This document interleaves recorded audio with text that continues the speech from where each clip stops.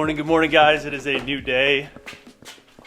And both of the cars are finally winged. So I think these actually turned out really good. It's one of those things where the majority of people probably don't even notice the mirrors on the 135 versus like the 1M. But once I went full 1M conversion with this car, just looking at it with the regular 135 mirrors was such an eyesore. They looked so out of place and weird. And I think that even the like M-style mirror caps, in my opinion, look kind of odd on this car. They just don't really have the same appeal as the actual OEM 1M mirrors. So that was the entire install for the mirrors. It's pretty easy, very straightforward. For the most part, it's plug and play. Looks a heck of a lot better, in my opinion, just like suits the car's body way better than the original ones. And of course matches the E92 now, which is dope. So a couple of things that I do want to mention, depending on what features your car has, you might have to buy different part numbers. There's basically two sets of part numbers that you can buy, depending on whether your car has the standard mirrors or the full functionality mirrors. So the standard mirrors would still be electronically adjustable, but they would only have heat. And then if you had the full power mirrors, you would have heat, you would have auto dim, you would have folding, and then you would obviously have full adjustability. So just pay attention when you are ordering these that you get the correct ones so you retain all of that functionality. The difference will be a 3-pin or a 5-pin setup. But other than that, it's really straightforward. Unfortunately, you do have to take the door card off in order to get these in. Not too difficult. Really happy with it. Probably the most expensive mirror swap you can do